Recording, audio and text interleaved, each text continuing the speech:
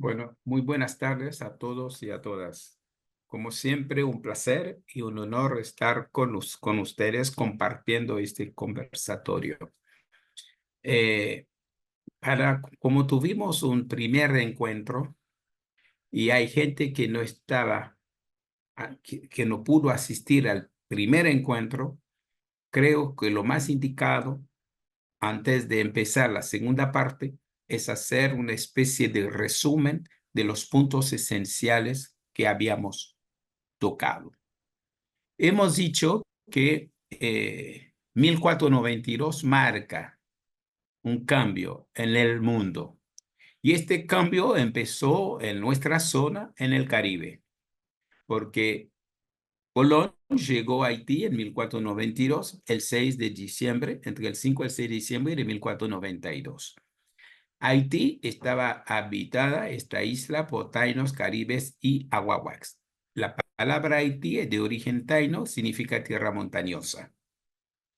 A los pocos años, menos de 50 años, habían prácticamente exterminado la gran mayoría, que en 1503 llegaron a traer desde África a africanos para trabajar como esclavizados en las plantaciones.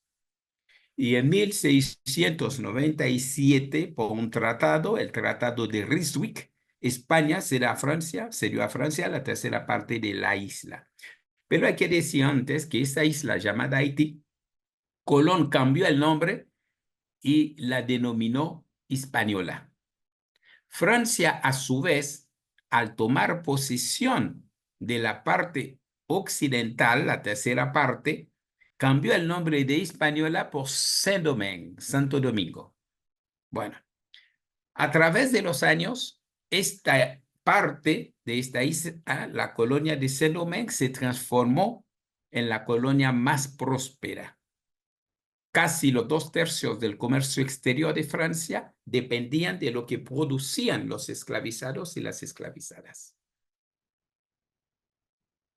Primer elemento que habíamos aclarado. Segundo elemento, una sociedad basada en la esclavitud. Había divisiones en clases y también de manera racial entre blancos, los libertos, mal llamados mulatos, porque mulato viene de mula, un término peyorativo, pero eran hijos de las violaciones perpetradas sobre las esclavizadas por los colonos blancos. Reconocían a veces a algunos de sus hijos, se mandaban a Francia a estudiar, ellos mismos tenían plantaciones, tenían esclavizados, esclavizadas, pero no tenían derechos políticos. Y entre la masa de los esclavizados, generalmente hay una división que se hacía, esclavizados de campo y esclavizados domésticos. Los que sufrían más el sistema esclavista eran los esclavizados de campo. Pero había otra división, dijimos, que eran entre los esclavizados criollos, los nacidos en la isla, y los recién llegados, que en Haití se conocen como bozales. Y en el momento del triunfo de la revolución había más bozales que los criollos. Pero la dirección de la revolución la tuvo los esclavizados criollos. Ahora, para nosotros, los factores importantes del triunfo revolucionario es que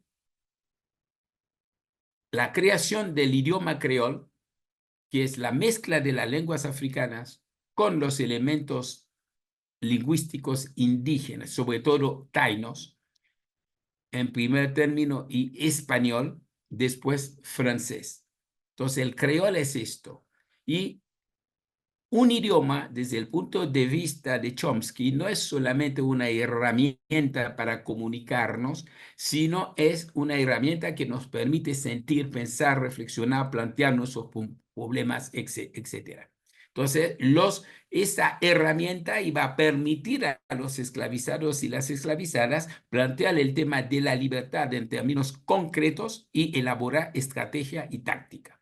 También en el plano espiritual, el surgimiento, la creación del vodú, que no es ninguna magia como lo plantea Hollywood, sino es una espiritualidad de origen sobre todo afro, por supuesto con influencia del cristianismo y de otras cosas. Entonces son dos factores. Después una vanguardia revolucionaria, después un ejército revolucionario donde la gran masa participó en una guerra popular. Eso fue importante tenerlo en cuenta, pero con una base anterior que es el cimarronaje, que eran los esclavizados que podían escapar de las plantaciones, huían y se refugiaban en las montañas. Ahí se encontraban con los tainos que les formaban, les enseñaban acerca de las plantas, de la fauna, de todo esto. Entonces hubo una alianza muy estrecha entre los tainos y los africanos que escapaban de las plantaciones. Bueno, entonces esos cimarrones atacaban de noche las plantaciones, sacaban alimentos y armas, y eso fue el núcleo de la primera base de violencia revolucionaria, digamos, para poder hacerlo. Y después hay que tener otra cosa en mente, que es el peso demográfico. Es decir, en el momento del triunfo revolucionario, había entre 500 y 700 mil esclavizados y esclavizadas, y había 30.000 blancos, 20.000 affranchis o libertos, mulatos. Entonces había una cantidad enorme. Y en aquel momento no había drones, no había bomba atómica. Bueno, entonces eso pesa mucho en un proceso. Otra cosa que hemos dicho: yo no soy partidario fundamentalmente de creer que la revolución haitiana empezó en 1791, para mí es la fase final, y creer que la revolución francesa es la partera de la revolución haitiana, o la revolución haitiana es más perfecta que la revolución francesa. Creo que no.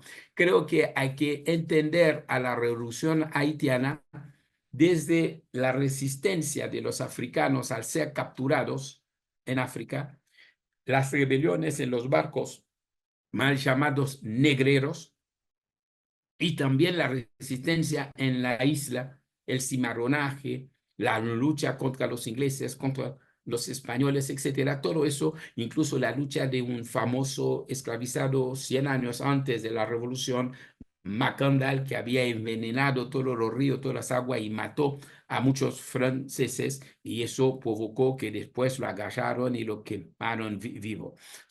Lo quemaron vivo. Entonces, esos son antecedentes importantes que hay que entender a la hora de analizar y tratar de aprender con H al medio la revolución, el proceso revolucionario. Un proceso que, digamos, de paso, que no se puede analizar de manera exclusiva con las categorías de las ciencias occidentales. Es por eso que creo yo, para poder entender a Haití y su proceso revolucionario, hay que hacer eso en clave decolonial y anticolonial. Que hay que saber que el conocimiento científico es una cosa que existe, y también hay otros saberes que son importantes, que solamente vamos a poder entender si podemos valorar realmente lo que han producido los que sufrían realmente, porque nadie va a luchar por lo que no entiende, y nadie va a morir por lo que no ama.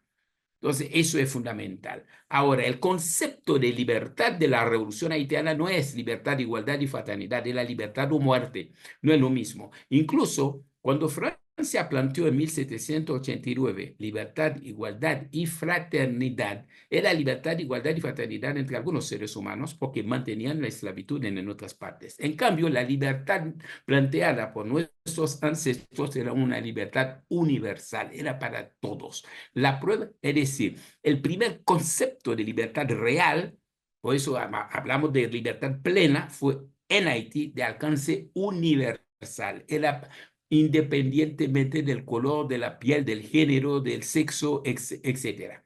Eso es importante, es una de las conquistas y de los aportes de la revolución haitiana a la civilización. Eso es un primer tema. En segundo tema, hay que entender que es la única revolución triunfante hegemonizada, dirigida por esclavizados y esclavizadas. Las demás fracasaron. Hay que entender también en la primera república negra e independiente del mundo. Hay que entender el carácter internacionalista de la revolución, porque Haití contribuyó a liberar a esclavizados en distintas partes, hasta compró libertad de esclavizados en los Estados Unidos. Cruzó la frontera, fue a la parte este y liberó a los esclavizados y las esclavizadas. Y lo más importante, el apoyo de Dessalines, nuestro libertador, a Miranda y después del presidente Alexandre Pétion a Bolívar. En dos oportunidades, Haití ayudó a Bolívar con armas, municiones, dinero, víveres, imprenta y voluntarios. Centenares de haitianos murieron para la independencia de Venezuela, de Ecuador, de Colombia. Y el otro día, estando en Estados Unidos, en Chicago, creo, el presidente Gustavo Petro de Colombia reconoció y dijo, Colombia debe su independencia a Haití. Y uno puede leer, entrar en internet y leer las cartas de Bolívar a Pétion, van a ver que él llamaba a Pétion mi benefactor. Bueno, entonces la revolución haitiana tiene un carácter universalista, no es un problema de negros nada más. Y también dignificó, es decir, reivindicó al negro. Puso, incluso decía que todos somos seres humanos, no hay seres humanos más que otros.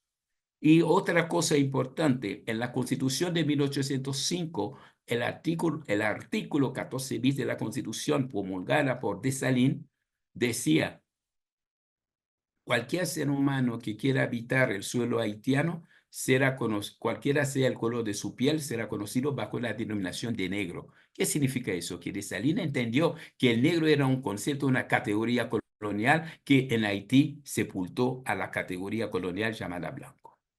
Y también no es que lo dijo nada más, sino cuando Napoleón en 1802, porque la libertad en Haití, la liberación de los esclavizados fue hecha desde 1793. Entonces, en 1801, nuestro precursor Toussaint promulgó una constitución que prácticamente era una autonomía frente a Francia. Entonces, Napoleón decidió enviar una tropa importante para restaurar la esclavitud. Entonces, durante esta guerra para la liberación nuestra, Dessalines ahora entendió que al proclamar nuestra independencia, para poder hacerlo, los polacos y los alemanes que vinieron con las tropas de Napoleón durante la guerra, pasaron al bando revolucionario. Y Dessalines les dio tierra hasta ahora en el norte de la capital, en un lugar que se llama Casal, a descendientes de polacos que no tienen el mismo color de piel mía que yo y ni siquiera el mismo color del pelo. Bueno, yo no tengo pelo ahora, pero es así. Entonces, lo que es, para ver la importancia de lo que decía y lo que hacía. Entonces, un pololaco del color de ustedes, su más claro que ustedes, era negro para nosotros, es negro para nosotros. Entonces, Haití se reivindica negra. Y la otra cosa importante es que él dijo, no voy a declarar la independencia, la fundación de la République de Saint-Domingue, de la República de Saint-Domingue, sino para terminar con todo vestigio colonial, vamos a volver al nombre original de los verdaderos dueños de la isla. Por eso volvió a llamar la isla Haití, esta parte Haití. Pero yo creo, eso es una especulación mía, que eso no responde solamente a un gesto anticolonial, decolonial así, sino creo yo porque Dessalines reconoció los aportes, los apoyos, la solidaridad que habían recibido los cimarrones al huir a las montañas y que los taínos habían ayudado a sobrevivir, porque sin esta ayuda no hubiesen subsistido. Entonces, para mí, todo eso hace esto. Entonces, es un gesto realmente extraordinario en el pleno siglo XIX, al principio. Es decir, la, la revolución haitiana es una revolución creo yo que tendría que ser reivindicada por todos amantes de la justicia y de la igualdad entre los seres humanos, porque aportó esto. Y cuando vamos a ver, cuando, como dije recién, centenares de haitianos murieron para la independencia de Ecuador, de Venezuela, Colombia, etcétera. No hay batalla de Ayacucho sin Haití. Eso es importante. Ahora bien, también hemos dicho que esta gran revolución, como cualquier obra humana, también tuvo sus limitaciones. Si bien tuvimos grandes dirigentes, pero eran seres humanos, pertenecían a un momento histórico. Hay cosas que no sabían, y más aún cuando la dirección de la revolución la tenían los esclavizados criollos ya influenciados de alguna forma de la modernidad occidental del occidente. En cambio, los bozales no. Los bozales querían reiterar, restablecer lo que sabían desde África.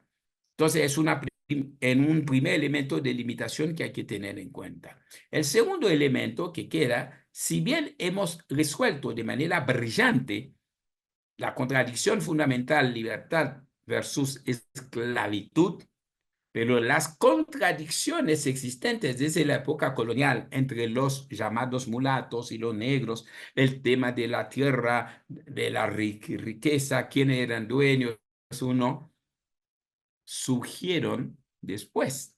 Y ahí los conflictos de clase no pudieron ser resueltos por la revolución y triunfó una contrarrevolución en 1806 y limitaciones también de la administración de Dessalines desde 1804 hasta 1806, sobre todo cuando Dessalines quiso hacer correctamente una reforma agraria para poder distribuir de manera justa, igualitaria la tierra, los generales se opusieron. Entonces Dessalines les decía, entonces ustedes quieren acaparar todas las tierras, las buenas tierras, y los pequeños africanos, los pequeños soldados que han luchado conmigo, cuyos padres todavía están en África, no van a tener nada. Y ahí desde salir enfrentó. Ahí el tema de clase, la lucha de clase. Como sabemos muy bien, alguien lo dijo, alguien que sabe ya mucho, lo dijo antes que yo, el motor de la historia es la lucha de clase. Entonces, el motor de la historia fue así. Entonces, no se pudo resolver de manera brillante esto. Eso es un tema que hay que tener en cuenta. Ahora, a partir de ahí, creo yo, vamos a hacer un salto rápido. A partir de ahí, el movimiento popular haitiano y el campo revolucionario no pudimos retomar ese gran camino de la revolución. Hemos fracasado hasta ahora. Hubo luchas. Esta historia no se pierde. Hubo luchas importantes contra dictaduras, contra ocupaciones, sobre todo la ocupación norteamericana de 1915 desde 1915 hasta 1934, que ahí sí hay que entender el Haití de hoy. La ocupación norteamericana de 19 años transformó a Haití en una perfecta neocolonia de los Estados Unidos. Hoy, si uno me dice, Henry, ¿cómo interpreta lo que está pasando? Yo contesto rápidamente que es la descomposición del sistema neocolonial, un sistema impuesto por la ocupación norteamericana.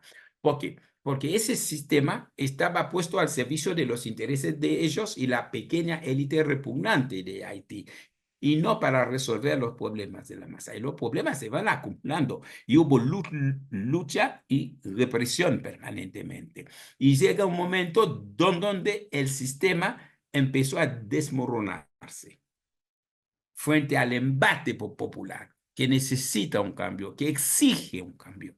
Pero hasta ahora no aparece una vanguardia revolucionaria con una táctica y una estrategia claras como fue en 1791. Eso es un problema que hay que tener en cuenta. El segundo tema, la revolución haitiana nunca pudo resolver el tema del aislamiento nuestro, porque Haití, al surgir como país negro, revolución antiesclavista, cuando la esclavitud dominaba el mundo, Haití rompió el orden mundial de aquel momento, entonces decidieron aislar a Haití como aislaron a Cuba y siguen bloqueando a Cuba. Entonces es lo mismo, aislaron a Haití y hasta ahora estamos pagando consecuencias de esto. Es decir, el racismo, la modernidad racista no acepta ese triunfo. Quiere castigarnos porque era un mal ejemplo. Como dice Galeano, se tenía miedo del haitianismo, que ellos consideraban como una enfermedad. Eso hay que tenerlo en cuenta. Y el otro tema que hay que tener en cuenta para ver el grado de empobrecimiento, porque cuando uno lee y escucha a la gran prensa internacional, ellos dicen Haití es el país más pobre. No, nosotros decimos que no, es el país más empobrecido, es otra cosa. Y, y la ocupación de 1915, desde 15 al 34, hasta 34, no es otra cosa también que asignar a Haití un rol en la división internacional del trabajo. ¿Y cuál es ese rol? Productor de mano de obra súper barata. Yo lo voy a graficar porque no hay tiempo para poder. Yo le voy a ilustrar con esto. Bajo la dictadura de los Duvalier, Haití era conocido en el mundo como el país, el mayor exportador de pelotas de béisbol. No se juega al béisbol en Haití. En el Caribe debe ser el único país donde se juega. Se juega en Cuba, en Puerto Rico, en República Dominicana. En Haití no se juega mucho al béisbol. ¿Qué pasa?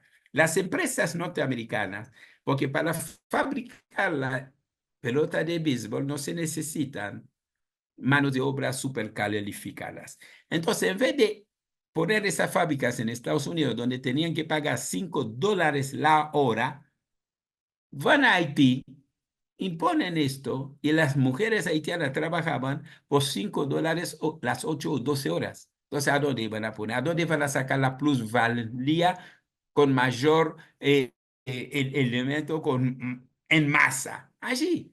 Entonces, por eso Haití era conocido en República Dominicana. Habían instalado lo que se llamaba lo que en los bates, los ingenios de caña de azúcar, la mano de obra era haitiana. Si uno va a República Dominicana ahora, va a ver la construcción de las rutas, de las autopistas, de los hoteles, etcétera, son haitianos.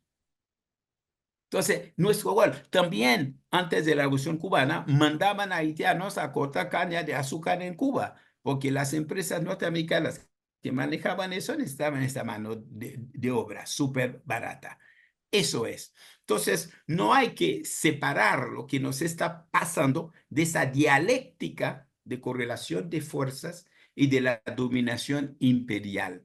Es por esto que nosotros decimos, para entender lo que pasa en Haití lo tenemos que entender en términos anticolonial y yo diría también antiimperialista. Es fundamental. Entonces, ¿cuál es el objetivo? ¿Cuál es el objetivo los objetivos de la lucha actual? Es recuperar nuestra independencia, recuperar nuestra soberanía, recuperar nuestro derecho a la autodeterminación. Eso es lo que. Entonces, cuando nosotros vemos que en 2004, a partir de una resolución, la 1542, presentada en el Consejo de Seguridad por el representante norteamericano, fue creando la MINUSTAH, la Misión de las Naciones Unidas para la Estabilización de Haití, y vemos a Brasil, que asumió la comandancia militar, vemos a Uruguay, a Argentina, etcétera. Incluso no a Uruguay solamente en la época del anterior al Frente Amplio, sino durante el Frente Amplio, mantuvo Uruguay tropas que han cometido violaciones enormes, han violado a niñas de 12 años, a jóvenes, han dejado un montón de chicos sin padres, huérfanos allá. Crímenes de lesa humanidad. En una madrugada, en un barrio popular importante, Cité Soleil, helicópteros artillados, piloteados por militares brasileños, Han masacrado, supuestamente buscaban a bandidos, ¿no? Y nosotros tenemos fotos de bebés en sus cunas con sus vísceras afuera. Eso es real, compañeros y compañeras. Entonces son crímenes de lesa humanidad. Y ahora tenemos un famoso core group que se ha formado hace bastante. ¿Qué son? ¿Quiénes son? Es un engendro macabro formado por los embajadores de Estados Unidos, de Canadá, de Francia, de Alemania, de España y de Brasil, y representantes de la OEA y de la ONU y de la Unión Europea. Entonces, nosotros tenemos que entender esto para rechazar, acompañar al pueblo haitiano en su lucha, en sus reivindicaciones. No se puede hacer eso a ningún pueblo, menos aún al que ayudó a la independencia de Latinoamérica. Es inconcebible. Pasaron 13 años y hasta ahora el presidente Lula, que mandó a Brasil comandar esto, que aceptó esto, nunca pidió perdón, ni disculpa, ni nada. Y mantiene todavía, como me hace ver siempre una compañera, mantiene siempre, hasta ahora, mantiene su representante en el core group, que es el verdadero gobierno, el manda más de la República de Haití. Entonces, ante los embates populares, los golpes de Estado contra Aristide, gobierno popular al principio. Aristide ganó la única elección libre y democrática honesta del país el 16 de diciembre de 1990. 7 meses después, organizaron un golpe de Estado a partir de la embajada norteamericana, la oligarquía haitiana y los militares. Mataron a más de 5.000 partidarios. Eso es realidad. En el 2004, los aquí también armaron algunos grupos, cruzaron la frontera, empezaron a hacer lío, manifestaciones y los errores de Aristide. Aristide también que para regresar en el 94 había traicionado su posición, ¿no? Para poder regresar, aceptó la ocupación del país con 20.000 soldados en septiembre del 94, retornó en un avión norteamericano acompañado por Bill Clinton, ¿no? Todas esas, y firmado una serie de convenios con el Fondo Monetario para aplicar las políticas neoliberales, pero sin embargo en el 2004 le hicieron un golpe de Estado igual, fue secuestrado y lo llevaron a República Centroafricana, después fue a Sudáfrica, se quedó 7 años en el exilio. Entonces, el surgimiento de las bandas no es casual.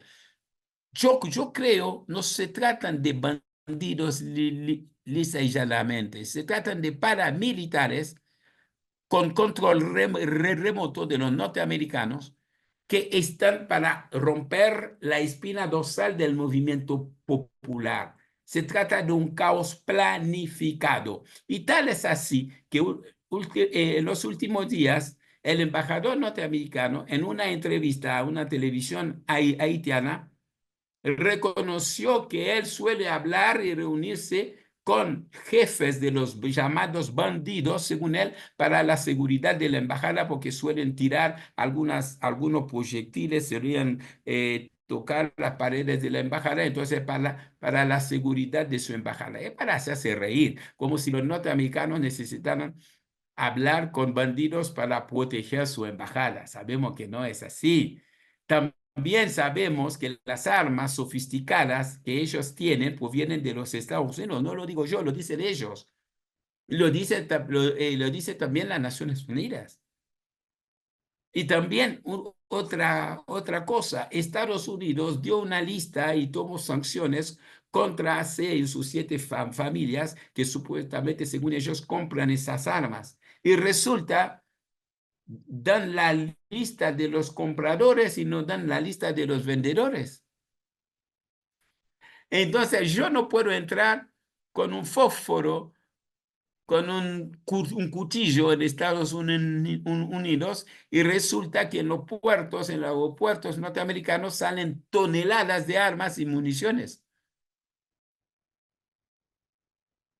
Pasan por los puertos, la frontera con República Dominicana, etcétera, etcétera, etcétera.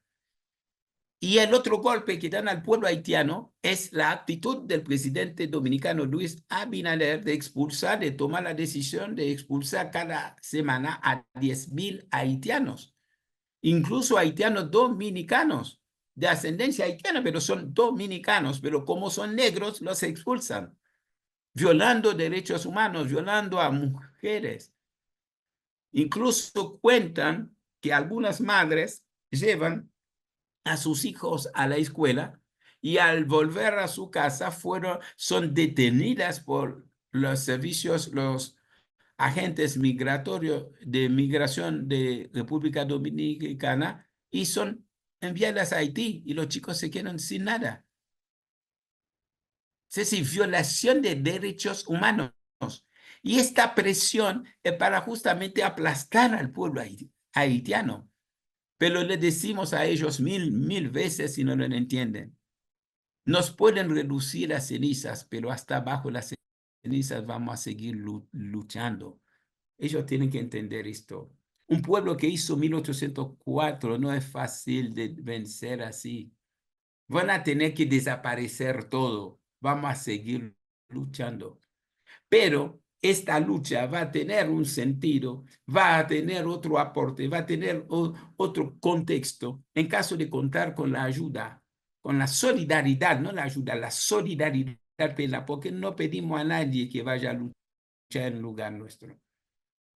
Pero impedir, por ejemplo, que nuevos gobiernos en América Latina envíen tropas, exigía a Lula de retirar su representante en el core group, hacer respetar el derecho a la autodeterminación del pueblo haitiano, ayudar materialmente a las organizaciones populares haitianas, difundir nuestras verdades, lo que dicen las organizaciones populares haitianas, no lo que dicen de nosotros, no lo que dice el Departamento de Estado o la ONU o la OEA del señor Almagro.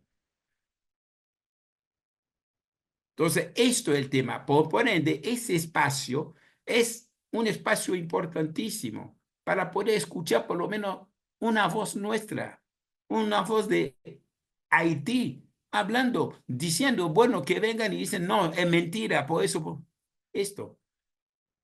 Pero no se puede dar solamente voz a los que nos aplastan, los que mienten, los que nos asesinan, no pueden hacer esto.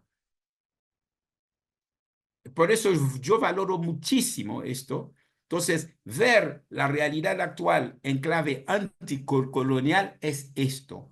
No se trata de un esfuerzo académico, se trata de un esfuerzo fundamentalmente para ayudar, acompañar o dar solidaridad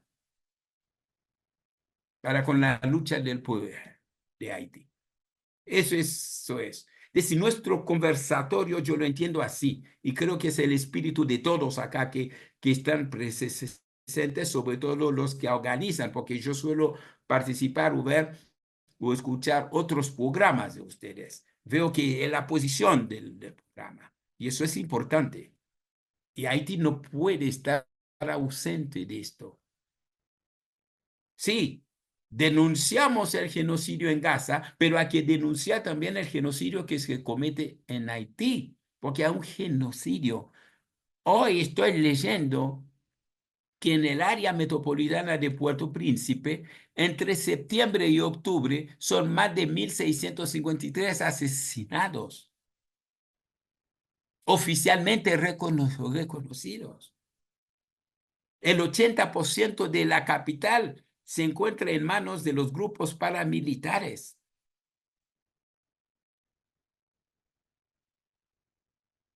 Entonces, el Haití de hoy, el Haití actual es esto. No hay que separar este Haití de su historia, de su gran proceso revolucionario, de las limitaciones de este proceso revolucionario, de las limitaciones nuestras también, porque también no hemos podido romper ese aislamiento, hacer todo el esfuerzo necesario para que ustedes nos entiendan. En eso yo soy también culpable. No es que consideramos nosotros, los demás no. Creo que nosotros no hemos hecho esfuerzos suficientes en ese sentido. También nosotros, la izquierda haitiana es una izquierda que tiene muchas limitaciones. Es una izquierda también influenciada por el eurocentrismo, sobre todo en los últimos años.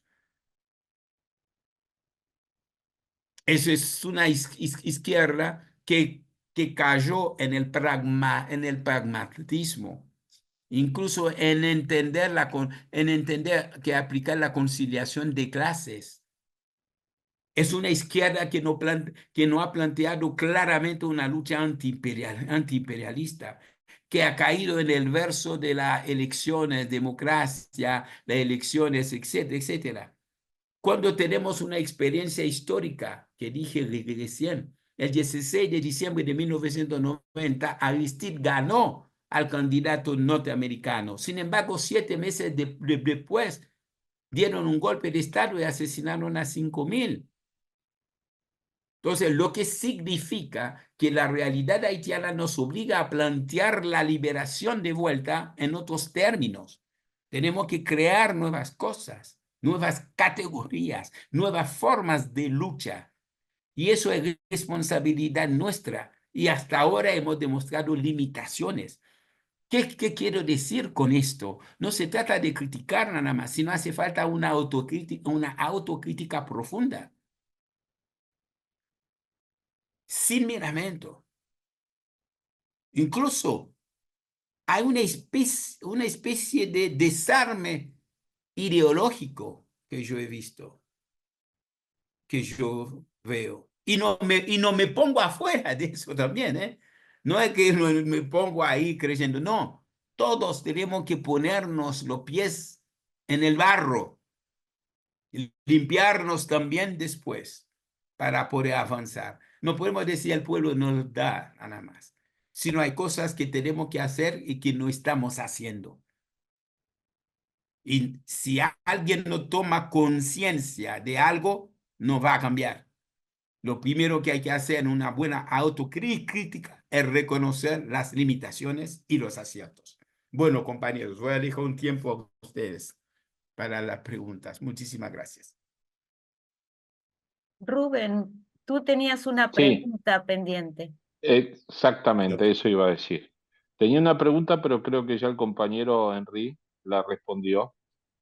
Primero te agradezco otra vez, Henry, el tiempo que nos dedicas en aclarar la situación que vive el país hermano del Caribe. La pregunta que yo tenía para ti es, ¿por qué cuando la revolución independentista de africanos esclavizados triunfa, por qué volvieron a llamar Haití, que es un nombre taíno? ¿Por qué no le pusieron un nombre africano? Era la pregunta que yo tenía. Y más o menos respondiste, pero si quieres aclararla otra vez, te voy a agradecer. Es decir, hay otra parte conexa a eso que hay que entender. En primer término, ¿cuáles son las características de la revolución haitiana? Una revolución antiesclavista, anticolonial, antirracista, antipatriarcal y anticapitalista de alguna forma porque atacó a las plantaciones que eran la base del desarrollo del capitalismo barato. Y hay que ver que al romper la esclavitud es un golpe al capitalismo porque la esclavitud es una de las piedras angulares para el desarrollo del sistema capitalista. Real. Ahora, hay una nueva realidad que se ha creado en el Caribe a partir de 1492 y sobre todo en 1503 con la introducción de los africanos. Entonces, Dessalines, y eso lo vamos a entender mejor a partir de los años 1930, 50, 60, incluso hasta la propuesta de Edouard Glissant. ¿Qué pasa? Se ha conformado una nueva realidad mundial con la esclavitud. Como por ejemplo, vimos después de la caída del muro y de la desaparición de la Unión Soviética, apareció el mundo unipolar. Y ahora está naciendo un mundo multipolar. Una de las manifestaciones es la conformación de los BRICS. Bueno, el mundo cambió a partir de 1492 y 1503. El Caribe se transformó en una especie de primera frontera imperial. Entonces, hay una realidad que no era la realidad africana. Y esta realidad había que dar la primera respuesta a esto. Yo creo que hasta intuitivamente, quizás, Dessalines entendió que esta nueva realidad que estamos viviendo, si bien estaba ligada a África, pero había una nueva realidad que había que dar respuesta. Y esta nueva realidad no podemos dejar atrás a los indígenas, a los indios, porque hasta ahora hay haitianos en Puerto Rico. Creo esto. Creo que acá hay que verlo también de manera con una construcción epistemológica, pero con una construcción cultural. Es por esto, al producirse el creol, si bien el creol, si bien Haití es un pedazo de África en América, si bien el creol tiene todo, la mayor parte en cuanto a la sintaxis, a la gramática, etcétera, es africana, pero el creol es producto de la zona. Sin esclavitud no se podría ver el creol que nosotros hablamos, hablan creol el creol que se habla en Haití, en Martinica, en Guadalupe, etcétera. Yo hablo de este creol. Este creol no es solamente una herramienta de diálogo, de comunicación, sino es una manifestación identitaria. Y como toda manifestación identitaria, antropológicamente hablando, hay que ver esto en movimiento. No hay que ver como una fotografía de manera estática. Y ahí dentro de las raíces había una base, y la base era Taina. La tierra era Taina, la tierra no era África. Los africanos vinieron, pero no éramos dueños. Y hay otra cosa que hay que entender, que nosotros, gracias a Chaco, dijo, Chaco me hace así. No, yo lo creo que es así. Además de esto, no hay que caer en el pensamiento dual o cartesiano de dividir la naturaleza de la vida humana. No, hay una sola vida. Porque si vos afectas a la naturaleza, no solamente afectas a la naturaleza, te afectas a vos también. Y eso también es presente tanto en África como también en el pensamiento indígena. En cambio, el pensamiento occidental no. El pensamiento occidental separa esto. Por ende, en el pensamiento occidental tenemos derecho de hacer lo que se nos antoje de la naturaleza sobre la naturaleza total. Podemos sacar eso para el bien nuestro, independientemente de los impactos, etcétera. ¿No? Entonces, creo yo, todos esos elementos hacen que Dessalines, no, cuando digo Dessalines en la figura, que en aquel momento entendieron que había una nueva realidad mundial. Y esta realidad mundial, donde seres humanos fueron exterminados, millones fueron exterminados, era necesario reivindicarlo, mantenerlo, porque nosotros la presencia africana estaba. Entonces había que reivindicar lo otro. Creo que ahí hay que entenderlo. Es decir, Occidente hace una cosa también que está mal. La división de las ciencias sociales. Voy a estudiar antropología, voy a estudiar abogacía, voy a estudiar filosofía, voy a estudiar sociología. No, son ciencias humanas, son ciencias sociales. No, no se pueden dividirlas así.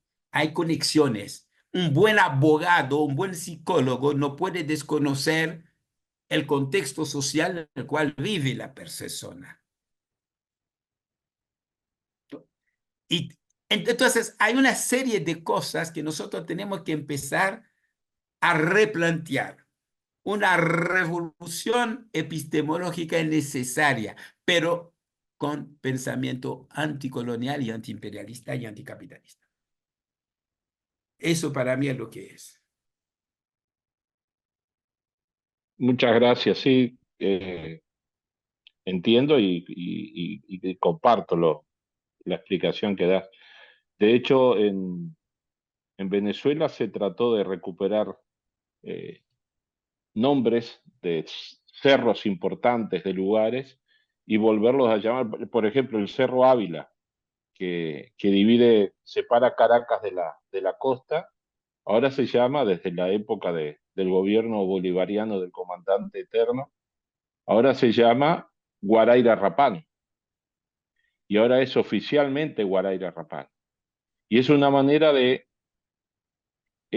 recuperar la identidad territorial. La otra pregunta que tenía es, quería saber cuál es tu opinión, Henry, de la locura que está sucediendo en Estados Unidos sobre los haitianos que están en Springfield, que le han hecho una fake news impresionante donde los muestran con perros y gatos y que dicen que son un azote, dicho por uno de los candidatos a presidente, que, que están comiéndose los perros, comiéndose los gatos, y cómo la gente cree, o sea, usan el tema de la migración haitiana, lo usan como debate político, ¿no? ¿Qué opinas de eso?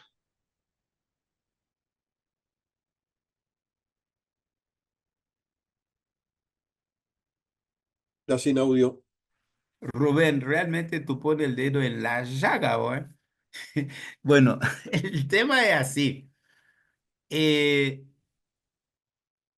Trump, cuando era presidente, yo me acuerdo, yo estaba en Estados Unidos una mañana, prendimos el televisor y le preguntaron algo sobre Haití y él dijo Haití es un shithole, es decir, una letrina. Eso fueron las palabras del presidente Donald Trump cuando era presidente. No sé si ustedes ven. Ahora bien, en los debates y en las elecciones norteamericanas, hay centenares de miles de haitianos, porque hay millones de haitianos migrantes en los Estados Unidos, y hay centenares de miles que se naturalizaron norteamericanos, por ende votan. Y la mayoría de esos centenares de miles votan por los demócratas. Entonces, hay un odio de Trump hacia esto. Si bien él intentó captar la primera vez en la primera campaña, fue a Little Haiti, en Miami a captar los votos, pero él se dio cuenta que no, que votaron a los demócratas. Entonces, un primer elemento. En segundo elemento, el racismo es una parte central de la política o del pensamiento del señor Trump. No es que eso no se encuentre entre los demócratas, pero lo manifiestan de otra forma. Cuidado, cuando estoy diciendo eso, no estoy diciendo que la Kamala Harris es mejor que Trump, no estoy diciendo eso. Para mí es la misma. Bueno, yo no quiero decir mala palabra acá, pero es la misma cosa. Pero como vos me preguntaste con respecto a Trump, te estoy contestando con Trump. Pero que no interpreten que lo que estoy diciendo es a favor de que estoy a favor de la Harris. Hay haitianos que están a favor de Harris por lo que dice Trump. Yo no puedo ser, si soy haitiano y desaliniano, no puedo acompañar a Kamala Harris porque Kamala Harris pertenece a un gobierno que está acompañando, que está promoviendo el genocidio de Israel en Gaza. Y de salir nos enseñó que había que luchar contra la injusticia en cualquier parte. Entonces no es por un problema mío, porque no me dice que estoy comiendo gato y perro, entonces yo soy de Kamala Harris y el otro me dice no. Pero ahora, como me hiciste la pregunta, yo voy a decir el por qué. Entonces, hay un tercer elemento que Trump necesita garantizar el voto duro, antimigrante, racista, antinegro fundamentalmente y racista. Entonces, los migrantes negros más débiles somos nosotros. Los haitianos, considerados paria de la humanidad. Cuando Trump declaró que nosotros somos una letrina, el gobierno haitiano de aquel momento del presidente Jovenel Moïse no dijo ni mu. Ni siquiera llamó al embajador para decir, mire, por favor. No, nada. Y últimamente cuando se hizo eso, el presidente que nos defendió fue Petro. Después, el presidente del Consejo Presidencial de Transición de Haití, en su discurso en las Naciones Unidas, hizo alusión a esto. Eso es un tercer elemento que hay que tener en cuenta. Él necesita afianzar el voto duro, racista, del blanco que se ve amenazado por la población hispanoparlante y por los haitianos. Entonces necesita esto, porque los problemas nuestros son, los responsables somos nosotros. Y ahora, ¿cuál es la otra cosa para hacerlo? Desvalorizar, inferiorizar, como si eres incluso con fake news, porque se demostró que no tenía nada que ver. Incluso el propio alcalde de la zona dijo que no, y el jefe de la policía de Springfield dijo que no. Pero hubo una buena reacción. Cuando se declaró esto, el sábado siguiente, hay 2 o 3 restaurantes, hay un restaurante muy famoso de los haitianos en Springfield, y muchos blancos de Springfield fueron a comer ahí en respuesta a esto, porque reconocen, y el otro problema que tiene contra Springfield es que es una zona, una localidad que estaba venida abajo. Entonces se le ocurrió al alcalde y otros ahí de hacer venir 20,000 migrantes haitianos para trabajar. A partir de ahí se levantó la zona. Entonces los otros que tenían sus negocios en otras partes aledañas a Springfield están perdiendo plata. Entonces hay varios elementos, por eso digo yo, Rubén, vos pusiste el dedo en la llaga. Y eso es un problema de lucha de clase, un problema de visión racista, hay un montón de cosas y debilidad nuestra en el escenario internacional. Hay que reconocerlo. Pero afortunadamente tuvimos en Petro, que tiene más resonancia que nosotros. Colombia tiene otra posición en la División Internacional del Trabajo. Entonces, su palabra en Chicago el otro día tuvo más repercusión que lo que yo pueda decir yo, pueda decir los haitianos. Bueno, eso ha sido importante. Y Rubén, si vos repetís eso, sería mejor para nosotros, ¿eh? Gracias de nuevo. Tú sabes que conozco la pequeña Haití de Miami. Ah, sí, Little Haiti. Y conozco, sí, sí, sí, conozco la solidaridad que tenían con el gobierno bolivariano de Chávez Sí. cuando, tú sabes, mi compañera trabajaba en el consulado venezolano en ese momento y fue eh, serios problemas, ¿no? Fue tomado por fuerzas antichavistas y todo, y la única comunidad que salió a respaldar al gobierno bolivariano fue la comunidad haitiana. Eso, Obviamente, no se puede pedir más en Miami. mira, a veces hago un chiste con los venezolanos y no me creen y se ríen.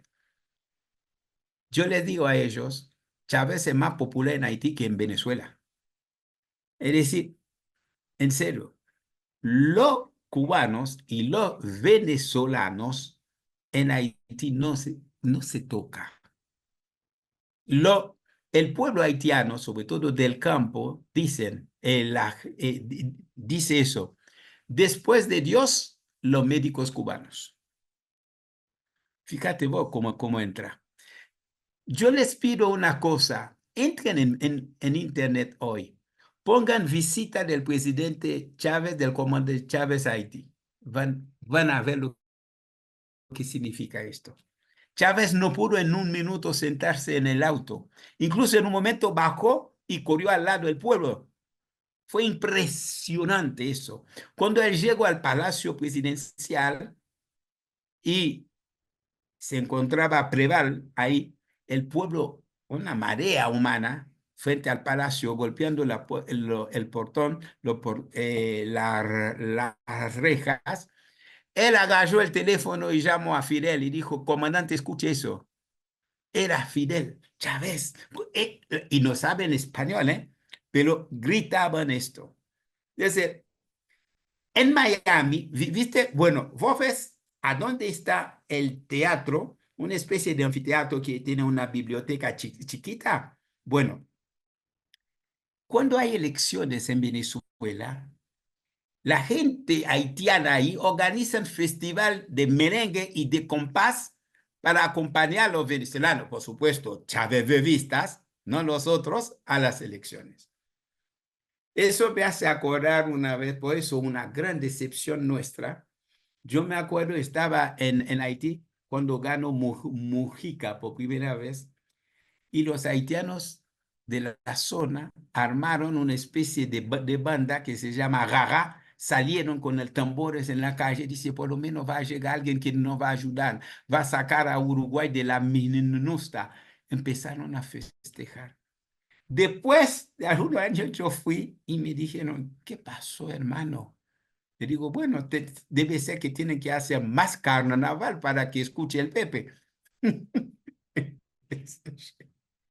Bueno, un comentario adjunto a lo que estamos justamente comentando era que Chávez decía que Haití era la tierra prometida. O sea, y él lo sentía. Acá hay un tema que es el sentir las cosas, que para mí es importante, le voy a preguntar justamente a Henry eso, porque se razona, tenemos sentipensamiento, ese tema que acunó Falborda y después lo tomó Galeano, pero fue Falborda, el colombiano, que habló del tema del sentipensamiento que lo tomó de los pueblos anfibios. Y en los pueblos anfibios le decía a un poblador del agua, justamente de la pesca, le dijo, nosotros somos sentipensantes. O sea, pensamos, pero también manifestamos pensamiento. Pensamos sintiendo y sentimos pensando. Entonces no se puede separar eso. Y hay muchas cosas que se manifiestan en la política internacional, en las Naciones Unidas, en los partidos políticos. Es decir, las manifestaciones de apoyo o repudio, que no son, muchas veces las de apoyo no van de la palabra para afuera. Si la persona que la dice no lo siente en carne propia, no lo siente en las tripas y no lo manifiesta de corazón, no tiene una vida larga. Si simplemente son manifestaciones. Y yo veo que el mundo está plagado de manifestaciones y de cosas que se dicen que después no se cumplen, no se llevan adelante. Pues como dijo recién Henry, hay brasilero que yo me sorprendió mucho, que había sido muy enfático criticando la posición de Brasil, después al poco tiempo se da vuelta. Entonces digo, bueno, ¿hasta dónde él lo sentía de corazón? Lo sentía, como digo, en las tripas, ¿no? Porque es así. Uno siente las cosas que se hacen cuerpo, que se hacen carne en uno. Yo quería preguntar una cosa, digamos, que algo tú tocaste, pero me gustaría que volver a tocarlo, el otro día lo tocaste, es el tema del racismo. Se sabe ya, o la posición más sostenida a nivel, digamos, de los pensadores que han estudiado el tema, que no hay razas humanas en el mundo. ¿Eh? No existen razas humanas, solo existe el Homo sapiens. El Homo sapiens sapiens, que posteriormente se dijo, no, vamos a poner solo sapiens y ya está. Hay solamente un hombre, una mujer, hombre genéricamente, digo. ¿Qué pasa? cuando hablas de racismo, lo explicaste el otro día, es bueno que lo expliques, que en realidad tú no tomás el racismo desde el punto de vista biológico, sino desde otro punto de vista. Me gustaría que aclararas un poco ese punto, que me parece importante cuando hablamos de racismo. Mire, no es un invento mío. Yo me baso en obras importantes de grandes investigadores como Cedric Robinson, Oliver Cox, por ejemplo. Son intelectuales negros que plantean que tiene que haber un marxismo negro, o que entendían que la raza no tiene asidero en términos biológicos, genéticos, pero la raza existe como constructo social. Como por ejemplo, el hombre no es superior a la mujer. Sabemos esto, pero ¿existe el patriarcado o no? Eso para ilustrar un poco lo que estamos diciendo. Entonces, también entienden que la raza, el concepto de raza, donde va a venir el racismo después, va a servir para ordenar la división del trabajo. Es decir, si yo, haitiano negro, en determinados lugares, vos, Eduardo, con las mismas calificaciones que yo, pero muy probablemente a vos te pagan más que a mí. Y a mí seguramente yo tengo que hacer mucho más esfuerzos para alcanzar ciertos niveles en el trabajo, en los estudios, etcétera, etcétera. Eso es real, existe. Entonces no podemos considerar que porque la ciencia rechaza eso, pero no podemos cerrar los ojos sobre una realidad concreta de la dominación y explotación de los seres humanos. Como por ejemplo, asignaron a la mujer durante mucho tiempo el rol de procrear, limpiar la casa, el hombre iba a salir a buscar el sustento y la mujer tiene que ocuparse de los chicos, de lavar, de planchar, de cocinar, de hacer todo, y el hombre venía, tiraba la pantufla y se sentaba mirando y leyendo el diario. ¿Eso existe o no? Existe, y existe todavía. Entonces, entonces, ¿los femicidios existen o no? Sí existen. Entonces, lo que nosotros tenemos que entender que desde nuestra posición hay elementos que no han vivido, porque nosotros tenemos que entender que el pensamiento no es anterior a la existencia. Si nosotros tuviéramos hambre en este momento, seguramente no estaríamos hablando ahí, estamos buscando qué comer. Eso es real. Marx lo ha dicho de otra forma, no es la conciencia que determina la existencia social que determina la ciencia. Entonces, hay una serie de cosas que alguien que no está viviendo esto no puede pensarlo, no puede pensarlas porque es imposible.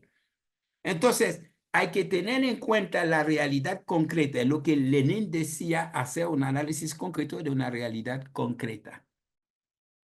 Y recién, fíjense, cuando Rubén me hizo la pregunta de por qué Dessalines planteó eso y no un nombre africano a Haití,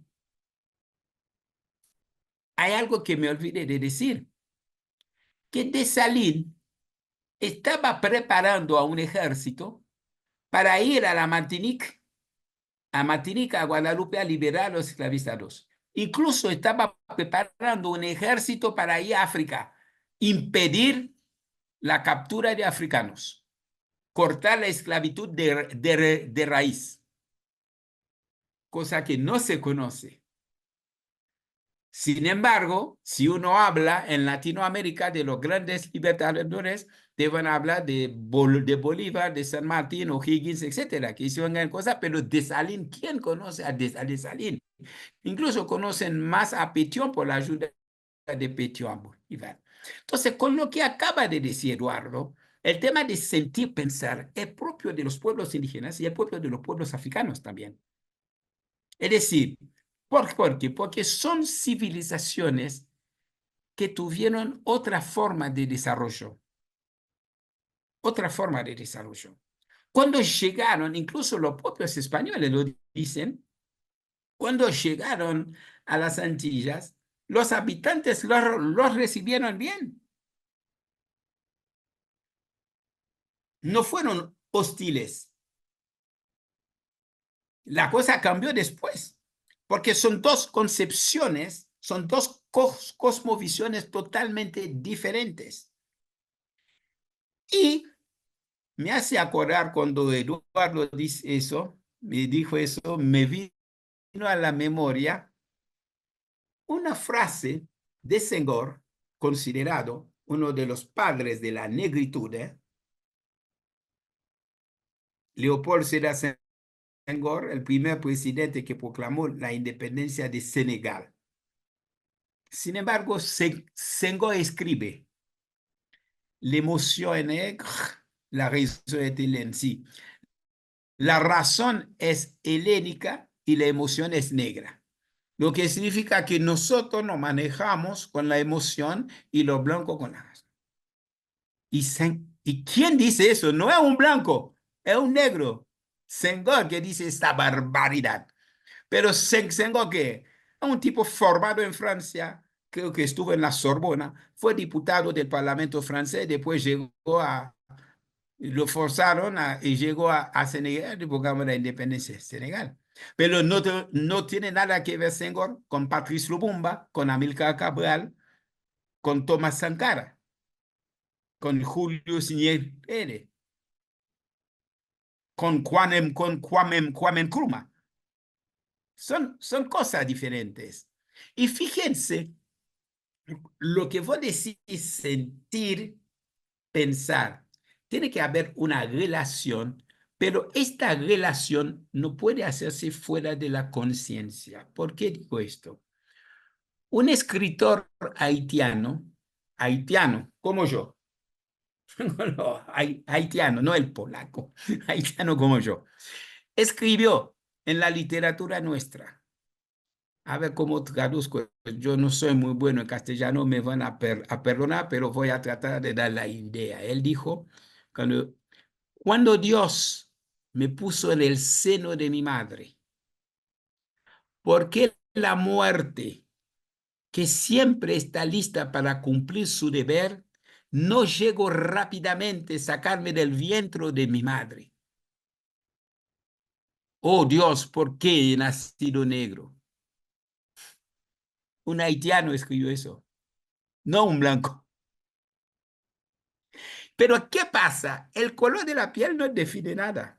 No solamente lo que vos decís que no sentís, sino el color de la piel, la existencia de cosas. Hay un montón de cosas que influyen para que vos puedas sentir.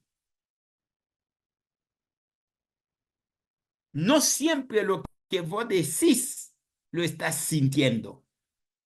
Y a veces, yo digo más, para complejizar aún más, puedes sentir cosas que vos no puedes expresar. Por eso la famosa cosa que dice, le cœur a sa raison que la raison ne connaît pas. Es el corazón tiene razones que la razón no conoce o que la razón desconoce. Eso es eso. Entonces, muchas veces es por eso lo de sentir pensar es profundo y no podemos tomar ese concepto ligado entre sí por distintos tipos de puentes, porque no hay un solo tipo de puente entre el pensar y el sentir.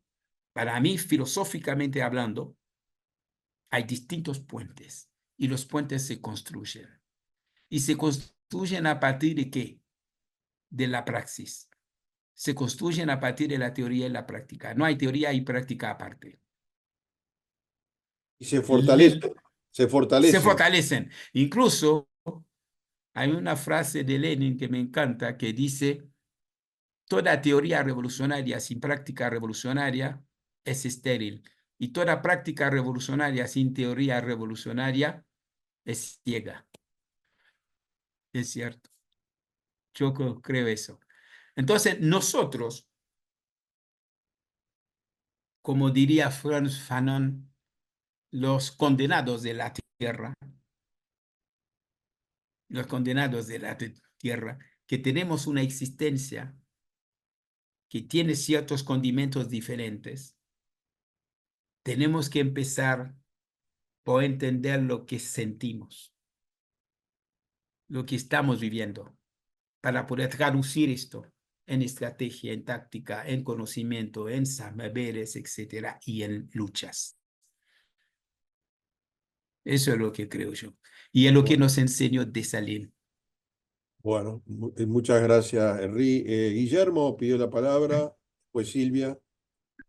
Guille, Claro. Este, muy interesante, muy claro y contundente el amigo Henry.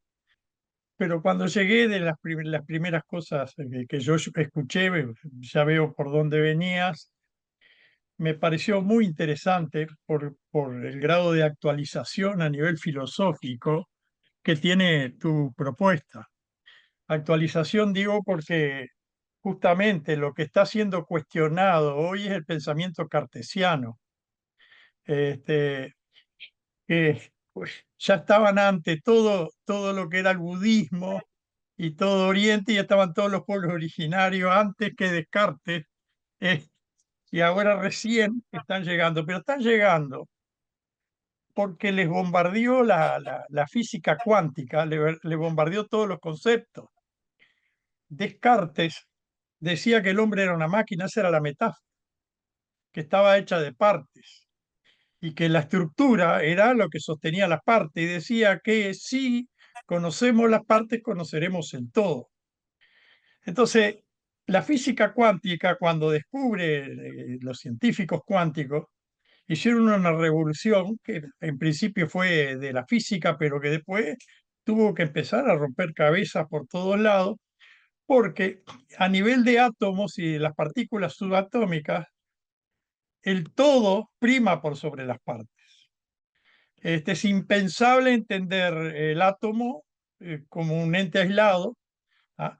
Y entonces descubren cuatro cambios fundamentales en el pensamiento que todos tiran abajo la filosofía de Descartes, y dice, primero, no se puede entender las partes sin el todo, y el todo se prima sobre las partes, una visión que le llaman holística, y hay todo un pensamiento que empieza ahí, aunque nuestra educación todavía es cartesiana. Segunda cosa, las estructuras, que es un nombre que viene de la arquitectura, ¿no? Primero la base, después las paredes, después el techo, en fin, los fundamentos, todos. En la filosofía de Descartes eran la base que sostenía todo el edificio. Pero ahora dice que son mucho más importantes los procesos que las estructuras. Y los procesos, o sea que el proceso significa un movimiento continuo en el cambio de las estructuras, que no se tenía en cuenta cuando el pensamiento era cartesiano. Tercero, la verdad y la visión sobre la realidad no existe, es imposible llegar a conocer la verdad de lo que es la naturaleza y todo lo demás, sino que solamente es posible aproximarse a esa verdad. La verdad entonces no es una cosa resuelta y encontrada una vez para siempre, sino que es una aproximación dentro de un proceso donde se está mirando toda la totalidad. Y la última parte, que en toda apreciación no existe la objetividad. Aquí está el sujeto y allá está el objeto, y la imparcialidad del sujeto, sino que siempre está implicado el sujeto en cualquier cosa que esté observando. Todo eso tira con todo lo cartesiano, y surge una nueva concepción que los movimientos ecologistas la toman, la metáfora del hombre como máquina es cambiada por la metáfora del hombre como una red, o sea, como que todo ahora es una red, ¿no? Donde todo está relacionado con todo. Ahora, lo que pasa es que las nuevas concepciones esas, filosóficas, pueden tener, yo diría, un lado revolucionario, pero por otro lado hay una apropiación, ¿tá?, para justificar todo el neoliberalismo y todo lo demás. O sea, hay desde el punto de vista. Pero lo asombroso, hay un físico que se llama Fritjof Capra, que escribió El Tao de la Física, el libro que recomiendo, este, que hace un paralelo eurocéntrico en ese sentido, porque realmente de los pueblos originarios que lo podían tener, y está en todas las mitologías y las concepciones y en la filosofía implícita que para Occidente, implícita, que también está, pero él analiza la tradición oriental, la mística sobre todo, el hinduismo, el budismo, el taoísmo, que son las tres tradiciones más básicas de Oriente, y hace un paralelo con la física cuántica de tal manera que cita a los místicos orientales y pone lo que dicen los científicos, y uno cree que es un científico uno y que el otro, que era un místico, es el científico. Y cuando uno lee lo que es el científico, es el místico que dice.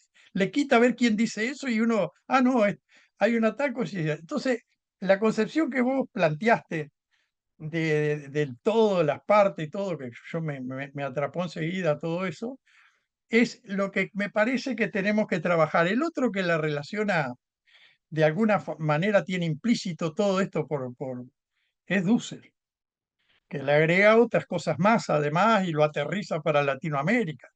Toda la visión de Dussel, es de procesos, ¿ah? Es de aproximaciones y de construcción continua de la realidad, es de que la subjetividad del el pensar situado y todo lo demás está puesto ahí.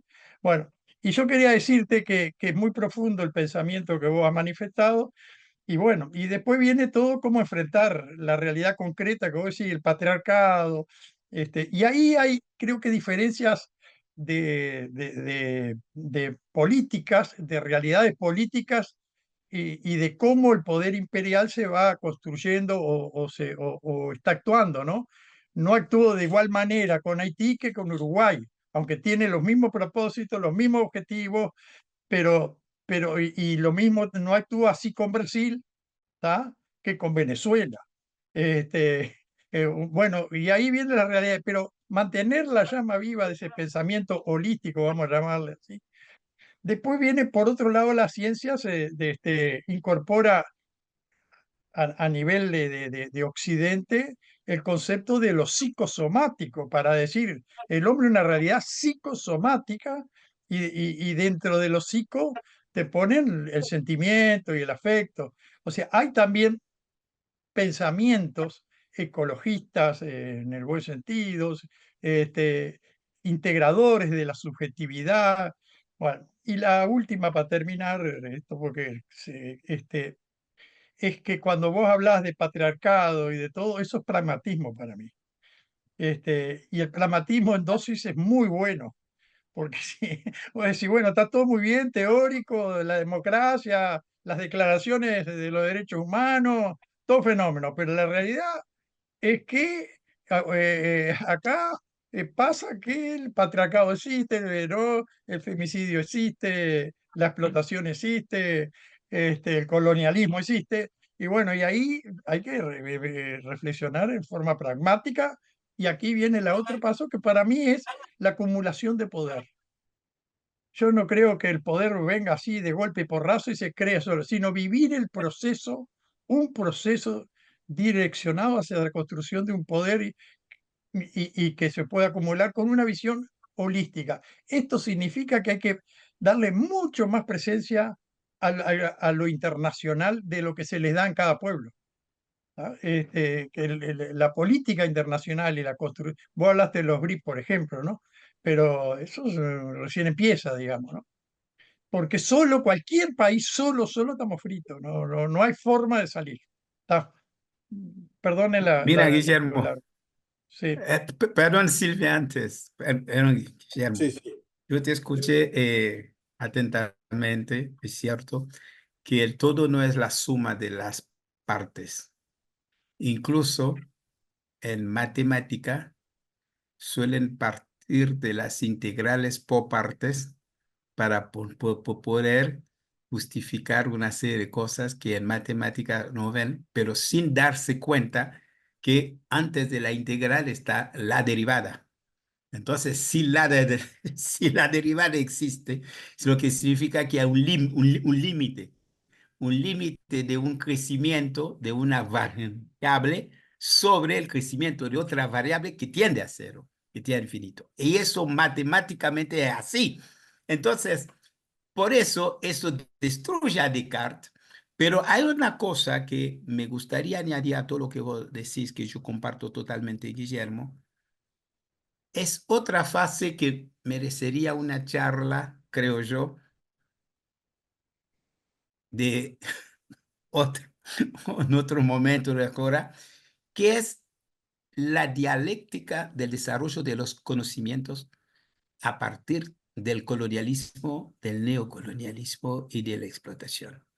Es decir, lo que la física cuántica dice, o lo que nosotros podemos decir a partir del planteo decolonial de Enrique Dussel, por ejemplo, o de Quijano, o de Cox, o de Robinson, o de Fanon, de Césaire, etcétera, Glissant, todo lo que podemos decir en esto, nosotros no podemos dejar de lado la dialéctica del desarrollo de la lucha de clases. El combate entre explotadores y explotados, que no es solamente en términos políticos y económicos, sino también en términos ideológicos, filosóficos, culturales, etcétera, etcétera. Es decir, esta batalla la tenemos que dar. No tenemos que dejar los libros solamente a los otros. Eso es libro, eso es conocimiento, vamos a la práctica, qué sé yo, manifestaciones, vamos a ir, bla, bla, bla. No, creo, ¿por qué decimos esto? Porque yo te quiero añadir algo, porque nosotros estamos apuntando a lo que decía el Che, a la creación del hombre nuevo, a formar el hombre nuevo, la mujer nueva, lo que significa sacar de nosotros un montón de vestigios, ¿no? Del sistema que nos está oprimiendo. Eso para mí es fundamental porque ese esfuerzo de demistificar ciertas cosas, de encontrar otras verdades que son reales, ¿no? Que son demostrables, apuntan a algo, a que nosotros vivamos en una humanidad diferente. Bueno, gracias, Henry. Silvia, Sí, no, muchas gracias pues, por la aclaración, Henry. Sí, es un gran tema para desarrollar. Te convocamos para otro encuentro. No, hay que convocar a Guille y ahí yo voy a seguirlo. sí, No, solamente quería anunciar que está un hermano haitiano, Willow Sainville, que nos interesaría mucho que tomes la palabra. Y si hablas en portugués, hacelo lentamente para que te podamos entender. O que perdón, hable en Gracias. creol, yo voy no, a en creol no, en creol traducir. O no. creol, claro, y traduce Henry. Ah, bueno, ahí está, sí, sí, está bien. Bom, yo prefiero hablar en criollo o mi hermano haitiano puede traducir por mí. Bom, c'est un grand plaisir pour participer dans la conférence, dans le débat. Es un gran Et placer M. para mí Henry, participar professeur en esta Henry, conversación, que el profesor Henry fait está une bonne dando. présentation sur l'histoire d'Haïti. Ça, son fierté liée pour moi. que yo hice una gran presentación y es un orgullo para él sobre la Paske Revolución yon nan Haitiana. bagay ki important nan mond lan, Haiti son peyi, se premye peyi ki pran independans, men pwiske par rapport avek histwa nou, sa yo pa rive ensegnyo nan l'ekol, an pil moun vin pa rive konen histwa Haiti, ki kote Haiti siti yo nan planet la. Dice que, y eso es importante, eso que estamos haciendo, porque si bien Haití ha hecho todo eso para la independencia, creando la independencia, llegando a la independencia, etcétera, pero eso no ha sido enseñado, entonces mucha gente no sabe el rol de Haití en la historia, en el mundo. Umetali. Paske profeseur Henry ta pale da kesyon de kolonizasyon e dekolonizasyon, paske yon nan bagay,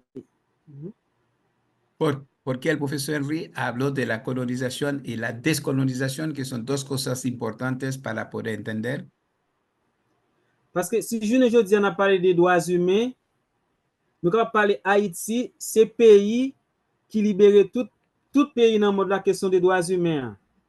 Si hoy estamos hablando de derechos humanos, Haití es el primer país realmente que planteó esto de derechos humanos. Paske nou chanje gen yon gran auteur, yon gran filozof fransè ki se Gobineau, ki ekri sou kesyon da Nosotros tenemos que inegalite de recordar raz humen. que había un autor francés, Gobineau, el conde de Gobineau, que había escrito un libro que se llamaba De la desigualdad de las razas humanas. Men nou ven gen yon gwo tonton haïsien ki se Antenor Antenor Fumé. Fumé, ki pral pratike le kontre, ki pral ekri li men a egalite de raz humen. En cambio, nosotros vamos a tener un gran haitiano, un gran intelectual haitiano, Antenor Fumé, que respondió al libro de Gobineau escribiendo de la igualdad de las razas humanas. Eso es Jounen cierto. jodi a, si nou entre nan universite, nou entre nan l'ekol, nan kakè swa peyi nan moun lan, nan pale de egalite de doaz humen, nou pa jam tande ou pale de histwa de Antenor Fumé, paske se nou a ke liye. En cambio, ahora, si nosotros, al llegar a cualquier universidad en el mundo y están hablando de igualdad de raza, de seres humanos, nunca vamos a escuchar hablar de Antenor Fumé. Sin embargo, fue el primero en contestar eso, en plantearlo, porque era un negro, era un haitiano, un metali. Paske mwen menm kom haïsien, mwen vini Brésil, mwen ap travay nan, mwen ap komanse ap travay nan Université Fédérale Grenoble do Sul, kounya mwen ap fè maîtrise. A chak fwa mwen prezante mwen di se haïsien ke mye, yo mwen di mwen ap vivan, mwen soti an Afrik. Men yo pa koni ki kote Haïti siti yo.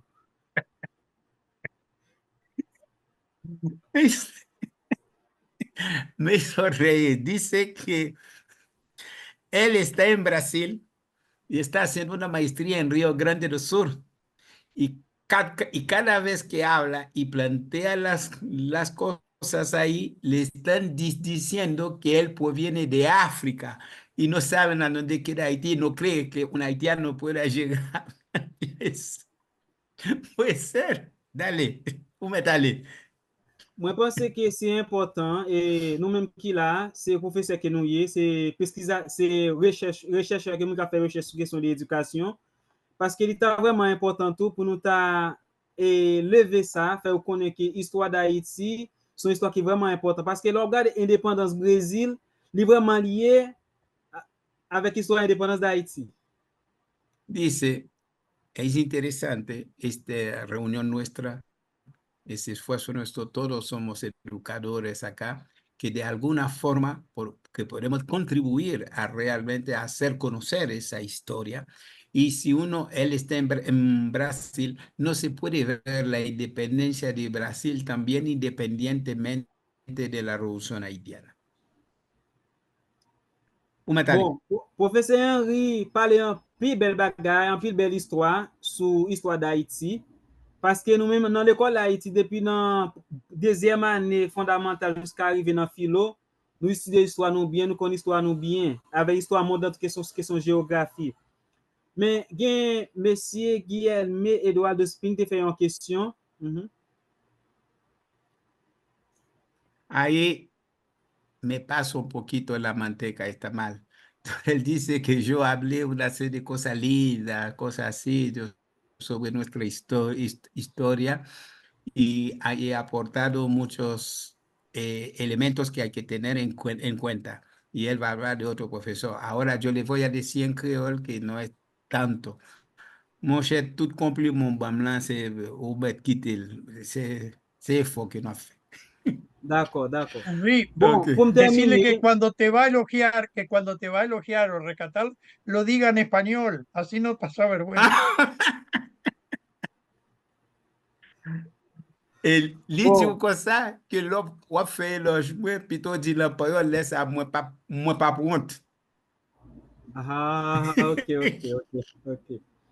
Bon, pour me terminer avec ça que m'a dit, Non, et ou tap di gen un professeur. professeur Eduardo Espino, il te fait une question, au professeur Eduardo.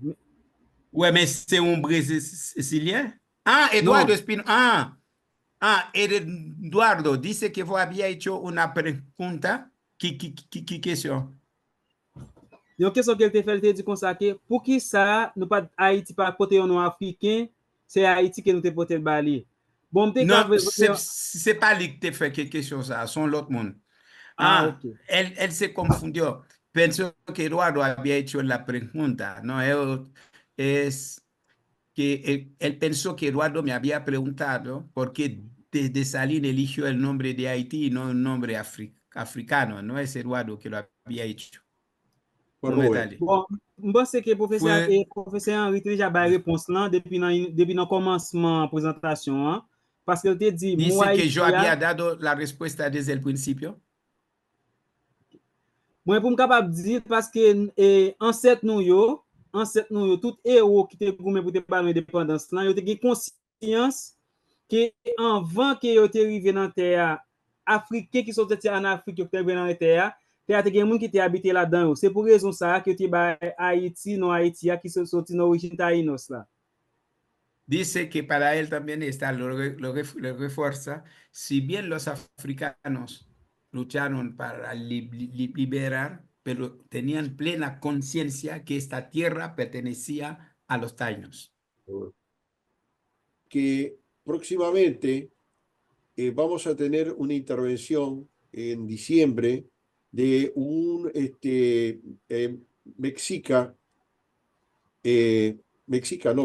un chicano, no mexica, un chicano que está en la ciudad de Milwaukee, dirige y está ligado a una liga de negros de Milwaukee, tanto en Milwaukee, que es la pequeña Chicago, que le dicen la ciudad de Claro.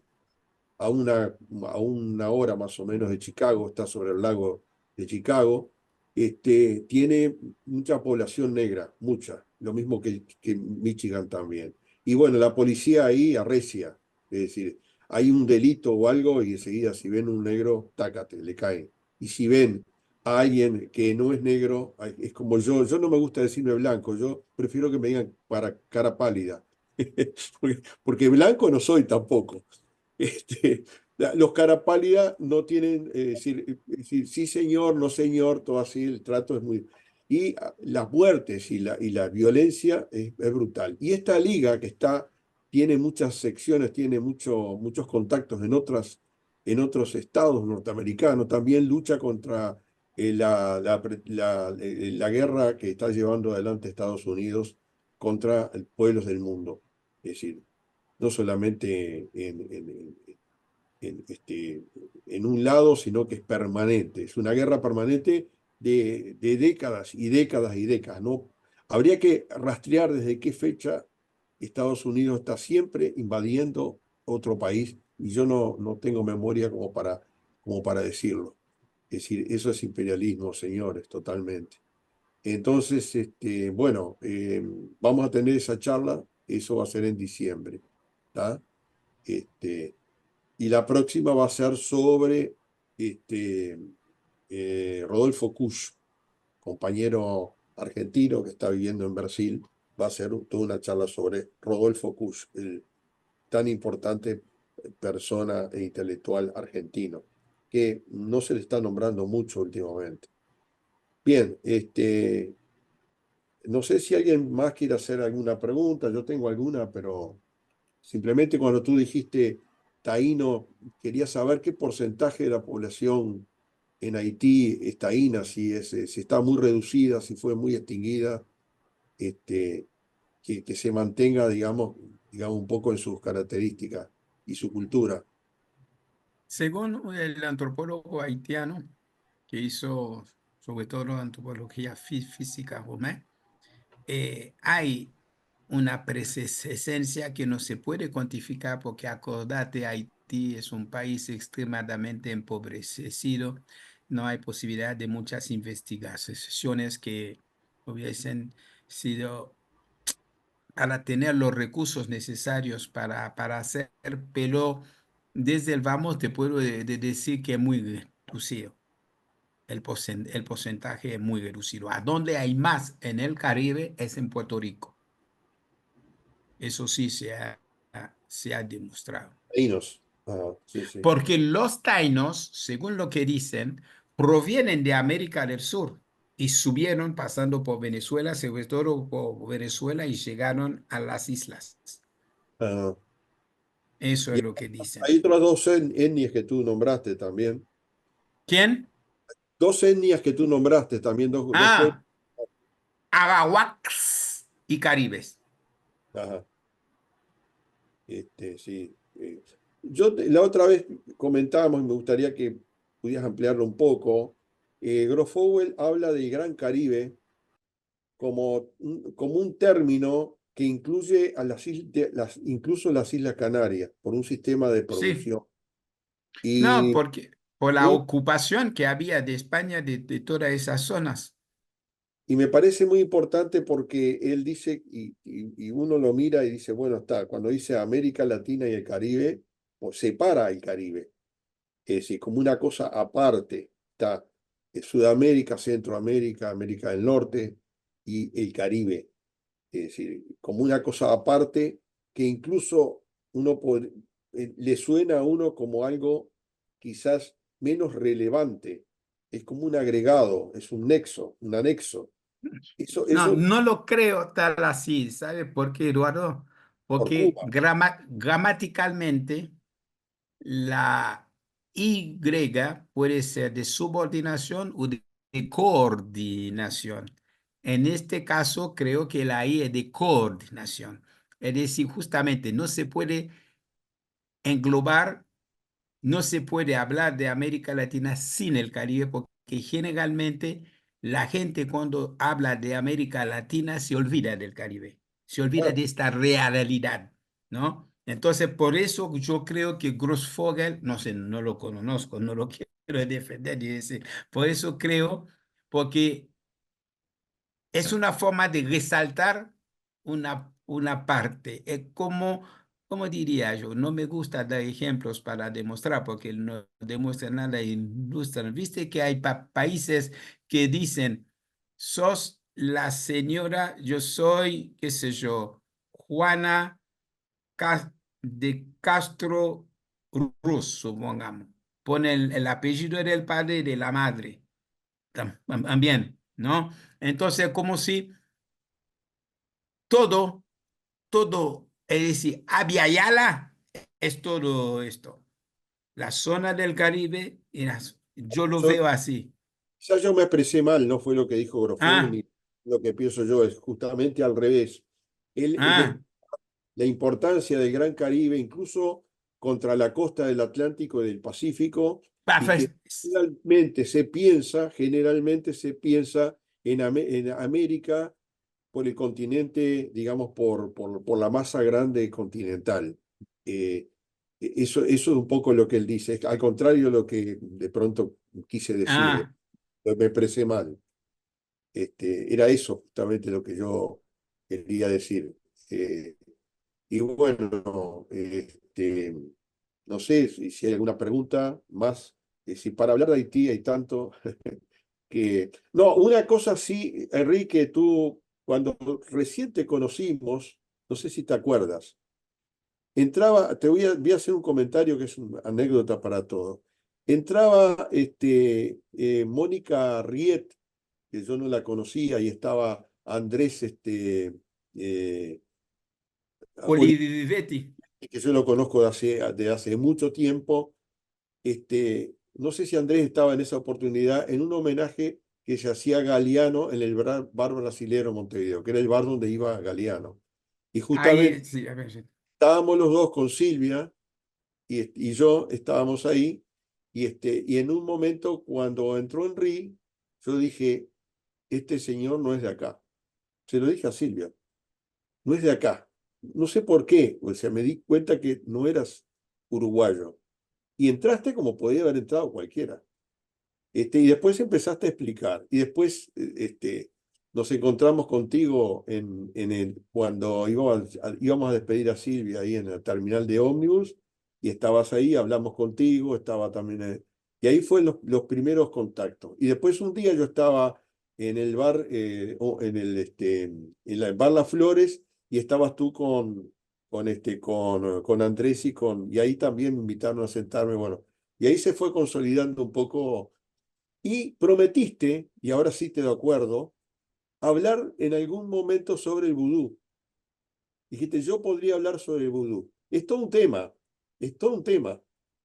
Y me parece que sería interesante en el año, no ahora, no este año, sino el año que viene, que tú pudieras tener, y no es para alejarte directamente del tema que estamos tratando de Haití, tan doloroso y tan terrible, porque Haití digamos, es nuestra Palestina, así nomás.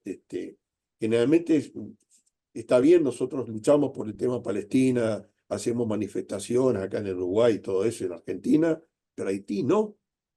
Es decir, cuando hubo un problema grande en Jujuy, que hubo una marcha, Silvia recordará mejor el nombre de la marcha, hasta Buenos Aires, Malón, el tercer malón. tercer malón de los pueblos originarios, no pasó nada de ningún grupo político argentino. Había una huelga de hambre y era como si no pasara nada. Entonces, esa invisibilidad es una cosa, digamos, terrible. Y el vudú, uno tiene la idea de algo, el vudú, la idea que se da, ¿no? La que uno tiene, es algo perverso, de magia negra, de cosa oscura. Esa es la idea del vudú. Y hay que decolonizar eso, porque cuando tú hablabas de que no solamente en lo político, sino que nosotros evidentemente tenemos que hacer un giro epistemológico necesariamente, un gran giro epistemológico. Y eso nos va a llevar toda la vida a cada uno de nosotros, porque siempre vamos a tener restos de nuestra formación eurocéntrica desde nuestra más tierna infancia. Si el mismo Enrique Dussel decía, el maestro, decía, yo cada tanto veo que tengo restos de pensamiento europeo.